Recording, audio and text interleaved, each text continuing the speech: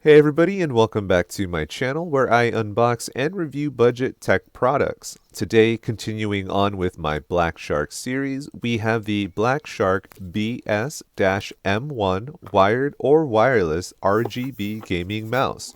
Now, in my opinion, the last couple BLACKSHARK products I've reviewed have all been winners, but will this be the one to break that winning streak? Stay a while, listen, and let's get started.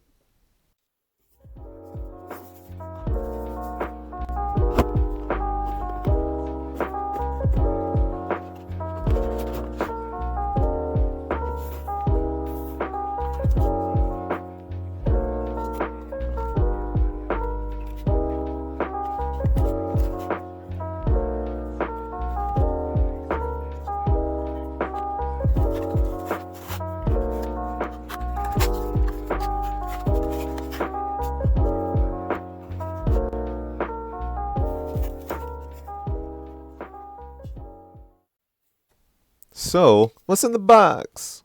We have the warranty card, the instruction manual,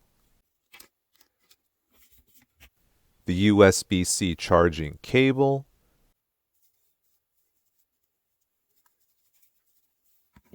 the battery, the wireless dongle,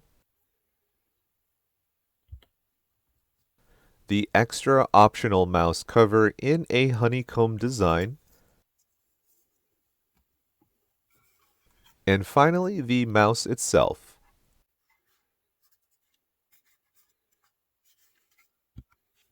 Here we're going to plug in the battery and switch out the cover with the honeycomb one since it does match a lot better than the original cover.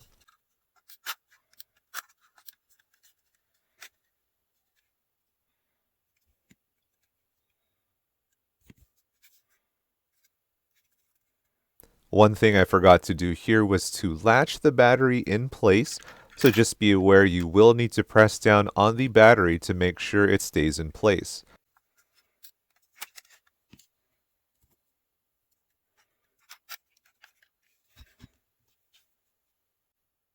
Here we're just going to go ahead and take a 360-degree look at this mouse. You have the honeycomb grill design on the sides and the palm portion of the mouse, and a non-working design on the left and right mouse buttons.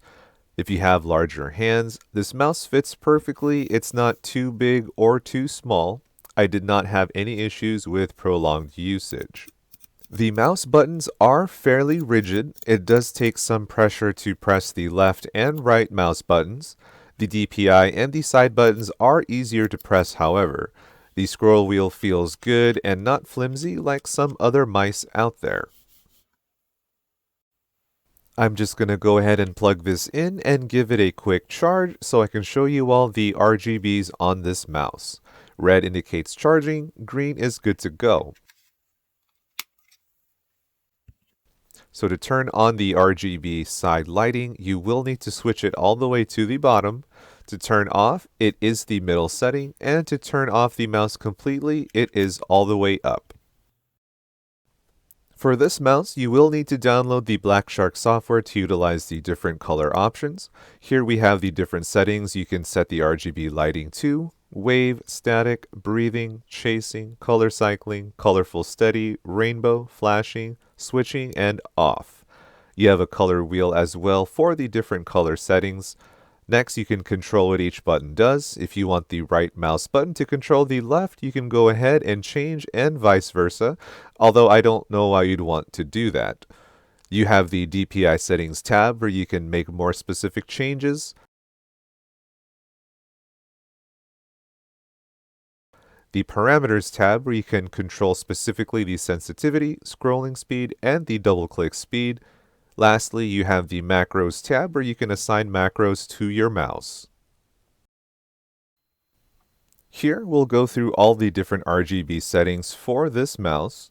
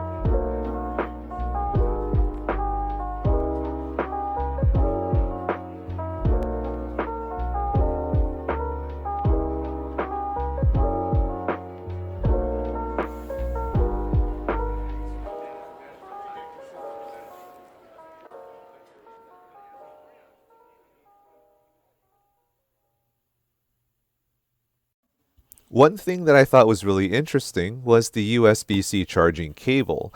First off, it feels really flimsy and very easy to twist and bend. Another thing is that the USB-C end of the cable that connects to the mouse seems to only fit specifically for this mouse.